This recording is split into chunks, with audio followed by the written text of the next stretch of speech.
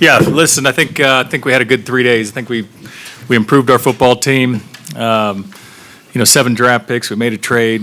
I thought the process was outstanding. Like I've said a number of times, this is the Super Bowl for the scouts, the personnel department. These guys work all year, for these 3 days, and I thought it went really well. Coaches, collaboration, the medical with Bo, the analytics with Tony and their group, and the ownership and the support they've given us, throughout the draft season. Flying to private work, to workouts and seeing games and just all the resources they give us. So I thought it was a good 3 days. We improved ourselves as a football team, and with that, we'll take your questions. Yeah, what can you touched upon the trade. What can you say about the trade with the Jets for John Franklin Myers and how he'll beef up the line? Right. It's something we've been working on the last couple of weeks. He's a player we've always respected, durable. He started 3 straight years, hasn't missed a game, 4 straight years of 54-plus pressures. He can play all down the line of scrimmage. The one thing that sticks out on tape is just the relentless motor this guy plays with. And so we're excited to get him. And it took a bit, but he was here today in the building, and he's going to help our D-line. Sean, what is your vision for these 5 guys that you drafted today? All right, let's go through real quick. Troy Franklin. So I think when we went home last night, George and I both, it clears out, and you're kind of looking at how the next day might unfold. I think the two of us looked at him like, man, it'd be, and we also knew that it was going to be impossible for us to wait. When the day ends, there's always these 6 players that I think around the league you feel like are going to go pretty quickly. We see him as an outside Z, really good speed. He's a guy that we were really impressed with at the line of scrimmage. We also, had combine, and then even at Bo's private workout, he was there. So probably a little bit more exposure, and there was a lot more coincidence to that than like that's just how this draft unfolds sometimes. So there was a really unique player with a high grade, call it kick it 2 rounds over, that's sitting there by himself. And so we see him as a Z. There's another receiver we drafted a little bit later on, Bailey. And, he's a guy that's an older player with experience. He's kind of a big slot. His comp might be a Tim Patrick type player, strong, smart. And then, then you get into specifics as that draft begins to, the further out you go, the more detached the rest of the league is with where they see players. Abrams Drain, someone we had a lot of exposure with in the offseason, really got good versatility, kind of an outside-in corner flex. Let me see here. Estime was another, pick where, again, we're in this round, and he sat as a player we really graded well. We had a couple runners that maybe we thought might be available, but we didn't feel like this guy would be. And he's a physical runner, but he's also someone that when you study your yards after contact, average yards per play per run, runs over 20 yards. He's been real consistent. So that was one that The further in this process you go, you're paying attention to the board. I don't know that we had a lot of jump balls. There were some easier possessions to look at, and then I think Nick towards the end, where there's a lot happening. I think I hit everyone's summary. You mentioned Troy at the. You like what he did at the line of scrimmage. What specifically does he do well, kind of in that instance? I'd say he's real quick out of his cuts. So some players. Maybe versus bump and run. That can be problematic. Some players excel versus it. He's one of those guys that he's got very quick feet and he can run. And so that kind of George and I kept watching we're watching Bo when we're seeing the results of this player, and certainly our scouts and coaches had him graded. But I think when you watch his tape, some players like Bailey are going to play in traffic more, and they're going to be contested ball catchers. And then some players are guys that are going to separate and play differently. He did a really good job yards after the catch. We saw a lot of explosive plays. And so that value, I think, when we left here last night was, we just thought, man, the big question is there going to be a partner the next morning at the other end that's willing to do a deal? So we were lucky enough to find one. And we left about midnight because we were here late, obviously, and Sean sleeps in a little bit typically, and I knew when I got a text at 6 a.m. saying we really want this player. Let's get this Get this player. player. Yeah. And I said, well, we got to figure this one out. But it was universal. It was a consensus. This And was then a like at player we targeted. 11:30, I get a text out of the blue from Des Bryant. I saw it, and so, I'm brushing my teeth. I hear the phone buzz, and I look over, and it's like, Coach, you really? I'm like, oh, okay, you're preaching to the choir. All right. And then I'm thinking the irony of that text at that time, and I said, listen, I agree with you. I think I said I like him at the line of scrimmage, and then I didn't see we go back, and he was texting me about Jordan Love years ago, and this was right at the end of the season. We hadn't started watching film yet, so I'm glad we didn't just keep going back further. We at the very end of Dez's career, Dez came to us for a tryout, and he ruptured his Achilles heel during that, and so I think that I had his number still saved, and I don't know if I was C for coach or whatever, but he had mine. So, but I appreciate his insight last night. That was kind of coincidence, but yeah, I saw that today. I know it's a little more common now, but how do you factor in age, older players, like your last two picks, for example? I think that's a good question. I mean, I think if they were younger, they would have gone higher. So you just look at the value, and we think, he's ready-made, and Bailey in particular. But he was just too talented to pass up, and we had a clear vision for him, fitting in with what we're doing. And so, 26 is still young, relatively speaking, but he plays a mature game, and he has all the traits. He's a prototype. He's big. He's fast.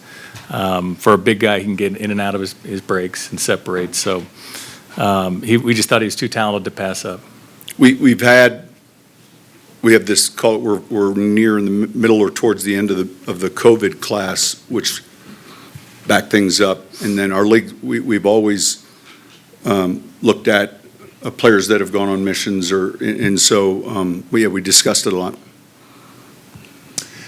We got to know a little bit of these players through the conference calls, and all of them seem fairly impressive. Of all the things you weigh, is character, part of the process in this draft class? I think it's just as important as any other factor. Obviously, they got to be talented. They have to be good football players. But football character, Mike, and then personal character is huge. And I think we stayed true to it. You're always tempted to take a shot, take a risk. But we feel this group, universally, we talk about it every day. We talk about it. We're going through these players. What are they like in the weight room? What's their practice habits? What are they like off the field? And so all these guys are really good guys, and it's a big emphasis. For both of you guys, you mentioned that having Troy Franklin here with Bo Nix was a coincidence there. But did you ask Bo yesterday when he was here in the building about Troy, when you were really getting excited about potentially drafting Troy? And then what stood out to him when you had that private workout with Bo? Troy said he was there catching passes too. Yeah, when Bo was here yesterday at lunchtime, we asked him about a few players, but specifically, hey, what'd you think? And it's pretty common for us to do that. We spend a lot of time, obviously, with Alex. We do that a lot with our players on the roster. As we're going through the draft process, if we're reading someone from Ohio State, we're going to make sure that we visit with our guys that may have overlapped. We had a couple players from Texas, and so you're trying to, use as much information as you can get, and so I think the thing that stood out, he didn't run a lot of routes. The day before he did, right? That was the Oregon Pro Day, but here it is the next day, and he's there, and Bucky's there, and there's a few players there, and it was really a workout for Bo, and that's when you get a chance to just be around him I think there were maybe 5 players, 6 of us, and so, yeah, all of that contributed to where we're at right now. We just got to know him a little more. Yeah. He didn't run routes, it was spot routes, but we got to spend time with him, an hour or two, and so really liked the person during that day. Do you guys see Gargiulo as a guard or a center, or will he swing and do both? Yeah, I think he's a guard that can swing inside. He's played center, and, Yale transfer, smart, tough, physical, kind of fits our mold, and so we think he's a good get for where we got him. Sean, obviously the draft's always a line of demarcation in the offseason, but especially, you get the Zach Wilson deal done on Monday, you draft Bo, you get John Franklin Myers. How much more do you know about, what you think the team looks like in 2024 than you did? I think you slowly, first off, man, I know George wishes we got Zach in a day. That took like 30 days. It was longer than the Russell Wilson trade. Yeah, it was a process. But I think you slowly build your roster in the offseason, and you get them here, in the offseason program, and you begin to we all talk about, each time we talk about a player, we talk about a vision, and then I think it's just ongoing. Today was the first time we met John, who came in, obviously, for a physical from the Jets, and he had his family. You all had a chance, I think, to speak with him or visit with him. And so I think it's just ongoing, and but there has to be that clear vision, and it was a little bit more common before 2011, where there were players involved in draft picks. Team backs up, you get a player from a ride, and then after the 11 collective bargaining, the money was spread differently, and so now it's a little bit more complex when you take on contracts. And so, again, we felt like you're looking at the draft board and you're trying to see, defensive ends that play that position. He plays 4-eye or tackle, and so you're using all of that information relative to the decision. George, right at the pre-draft press conference, you said you obviously like Pat and like J-Mac, and then you like Riley and Damari, but you add a corner and you also signed Levi Wallace. So how challenging is that going to be to figure out who's starting opposite of Pat? Well, it's not my challenge. It's the coaches, and it's a really good problem to have. I've mentioned before, you can't have enough pass rushers. You really can't have enough corners, and so we know we're going to have good depth, young depth, and you can't ask for anything more, especially, Pat's kind of the leader of the crew, and he's only 24 years old. And so it's going to be a young group. They're going to have growing pains like all of them, but we feel like it's a talented group. George, you mentioned at the end of the season getting better along the line of scrimmage on the defensive side, improving the run defense. Had those 3 veteran additions, now have Franklin Myers. I guess for both of you guys, how much better do you feel about where the defensive line is compared to a couple of months ago? Yeah, we wanted to be better against the run. We went and got Roach, and then, we signed Blackston, obviously another big run stuffer, and then made the trade for, JFM.